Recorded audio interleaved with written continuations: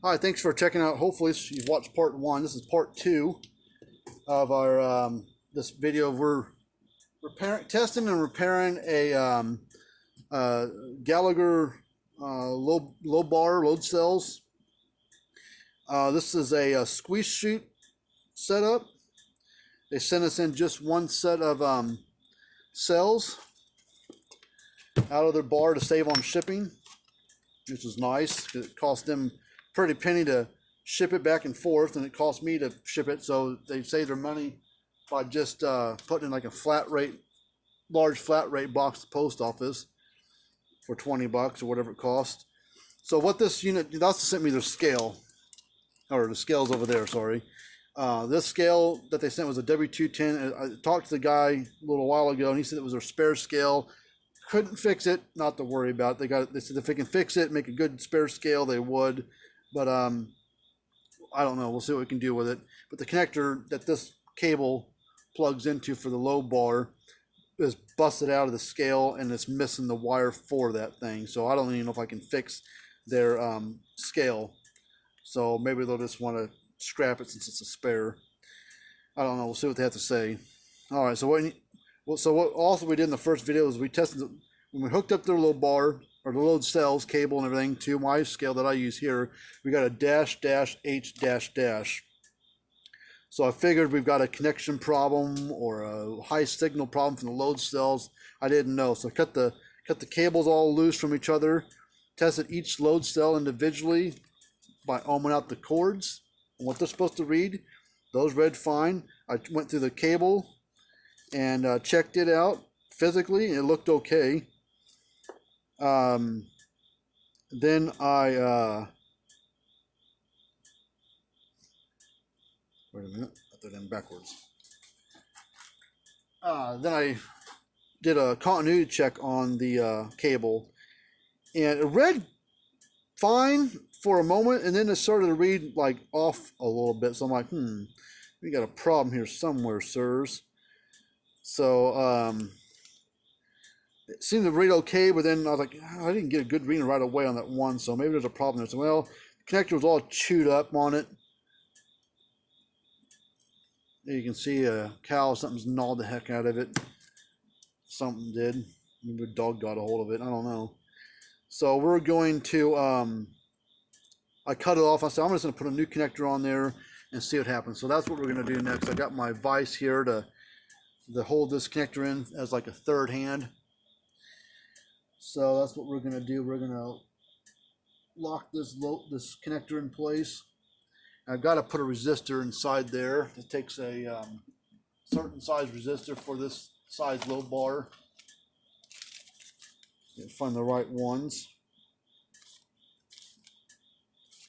Ooh.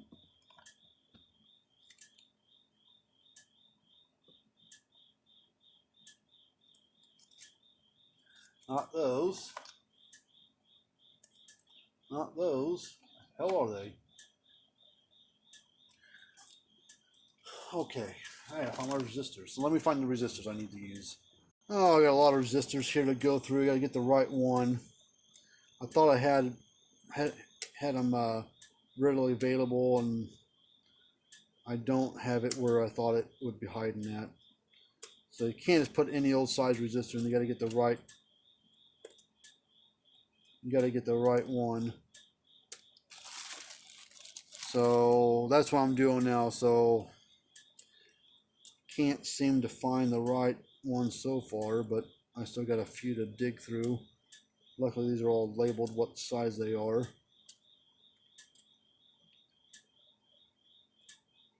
That might work. If not, I'm going to order some. Order resistors for this thing. Got a whole bunch here to go through. So let me stop this video, pause it, whatever, and I'll hopefully find the resistor I need, and then get back on here with you. Oh man, I need the Jeopardy theme song for this. This is getting monotonous.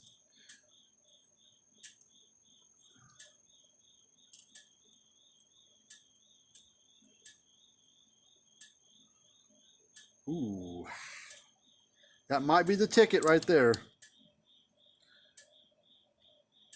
think it is. Look at the color code. I think it's the right one, but I'm going to ohm it out just to double check. Make sure it's the right one.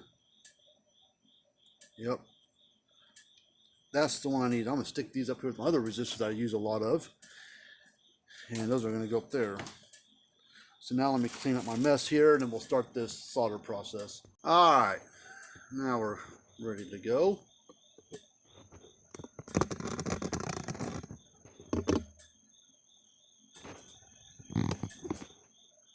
All right. So now I need to get the soldering. So I need to take this resistor, cut the leads to length where I need them. All right, this goes between center pin and pin 5, which is right there.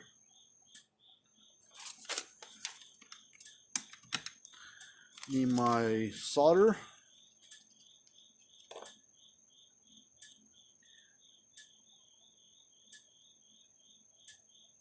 Heat that up.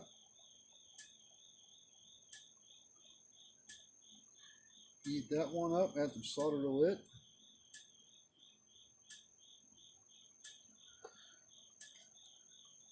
Looks good.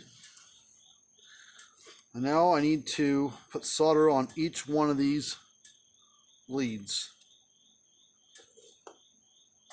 And then we will solder them into the corresponding connections on the back side of the connector.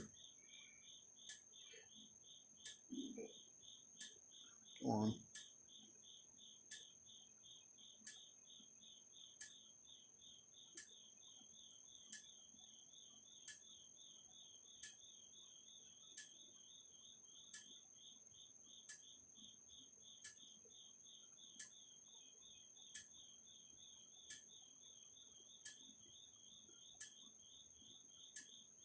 I'm going to cut these wires to length so that they don't have to be totally full from top to bottom, because I'm not going to use every bit of that. I'm going to cut it to the length. I just wanted it long enough on the exposed wire.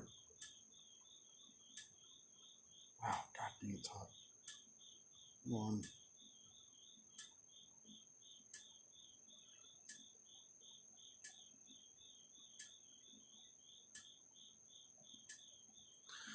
I think we can work with that, and I'm going to cut to where just about that much is showing.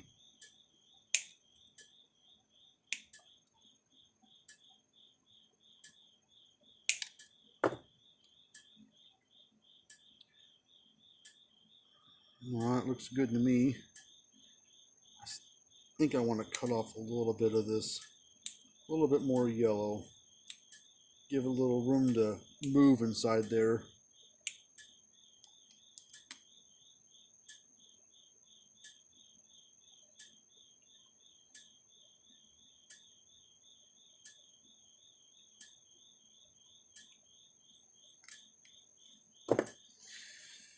Okay. Now I'm going to solder this connector up. I'm going to go from pin 1 to pin 4. It looks like pin 1's over here.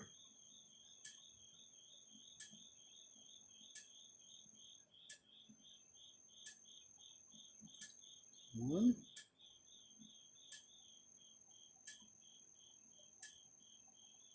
Two.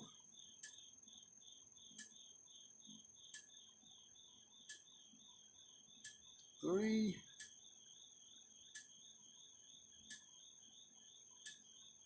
4. I'm going to rotate this.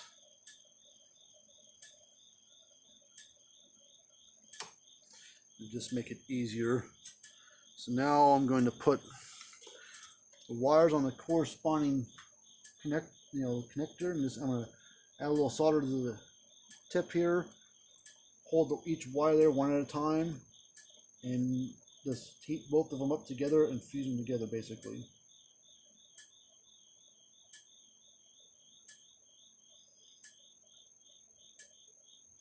I don't like that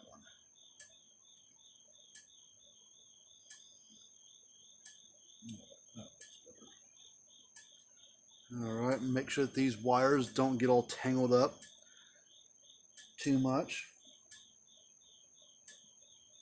The tip off a little bit of crap on it.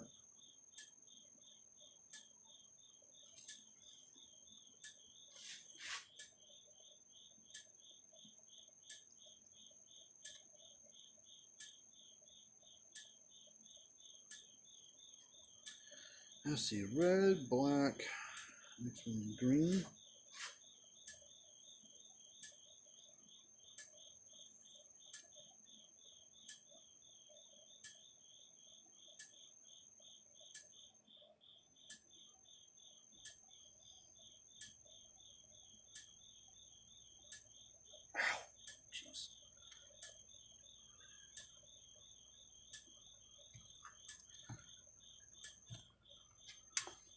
Rotate this a little bit more, give me a better angle at it.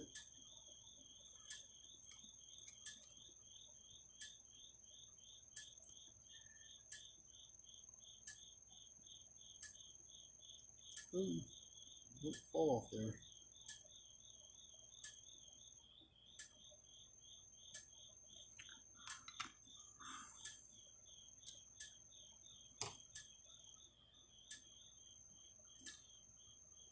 All right, looks. Oh, tried that white one against it, slipped. Looks okay, but I want it to come loose.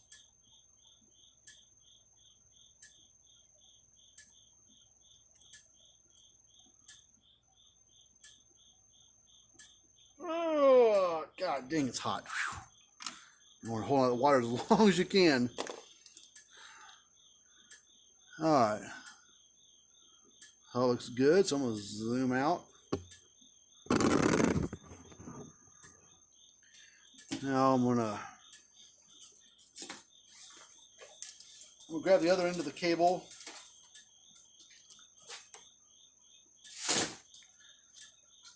And now I'm going to tie these wires all together.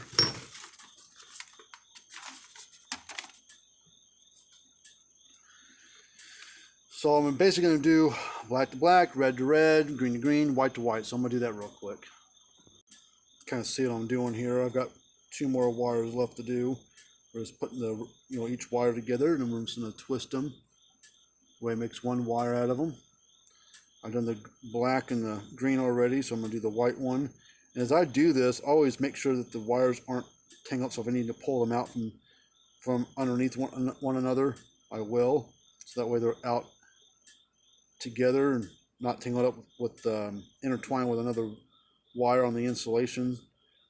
It just helps out with everything. So now these load cells are all tied together.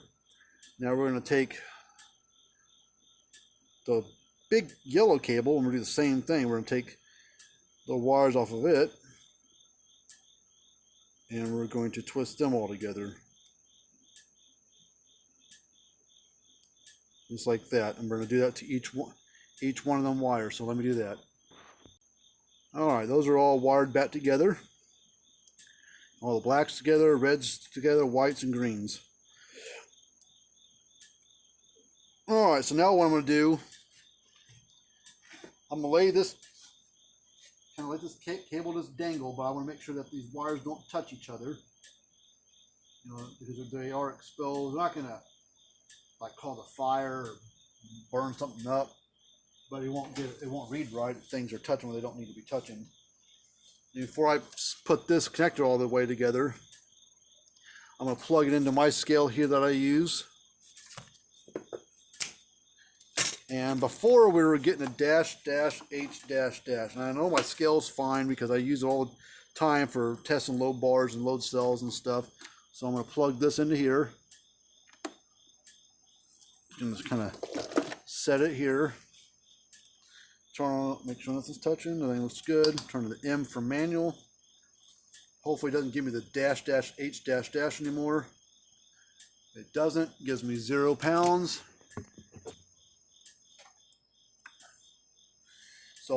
So far we solved it on the issue of the cells not reading right.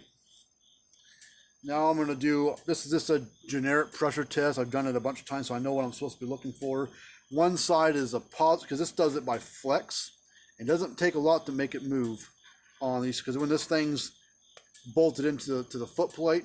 When the animal steps on it, it gets a little pressure down on here, and then there's a strain gauge inside here, and that's what takes the strain gauge, puts out a signal, goes through the load bar, through the load cells, and the cable up to the scale, and that scale converts that signal it feels into a weight number. So I'm going to put a little pressure here and a little pressure here. One way is going to read positive amount of weight.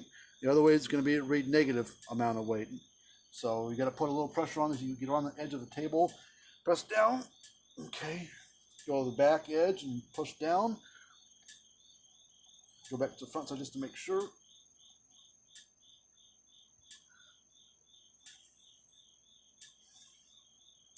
Okay, that one seems to be okay. Same thing on this other load cell. Back edge, push down.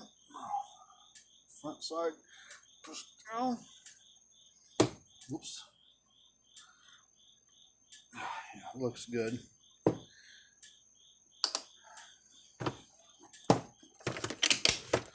So I believe his load cells are done. So now what I have to do is I've got to basically crimp them all together. Get a new little epoxy junction box type thing and epoxy them back together. So the load cell, it takes a while for the epoxy to harden up and dry and everything. So that takes a bit of time. So, but you can do that, I can do that off the side later. It takes a few hours for the epoxy to harden up, but we'll get that done in just a little bit. But this basically is done on this one.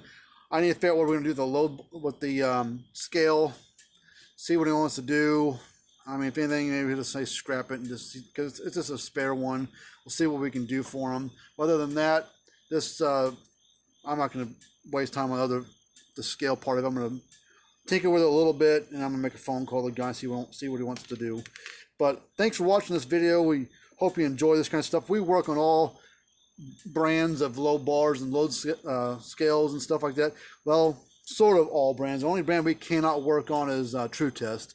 They made a change about a year or so ago, or back in spring, that all their low bars and scale things have to go back to them to work on. So I can do like extension cables, repair the connectors, but I can't work on the bars themselves if there's a problem inside. That has to go back to True Test, and that's just one of their corporate rules that they made back in the spring. So if it's Gallagher or other brands, I can work on them things all day long. But please hit that subscribe button and just do a little Google or YouTube search of a low bar, or we also work on electric fence chargers, electric fencers and stuff of a multitude of brands, old ones, new ones. So, just do a YouTube search of something related to low bars and scales, or a brand of a electric fence box or a model. I've got 445 videos or whatever it is on YouTube right now as of today.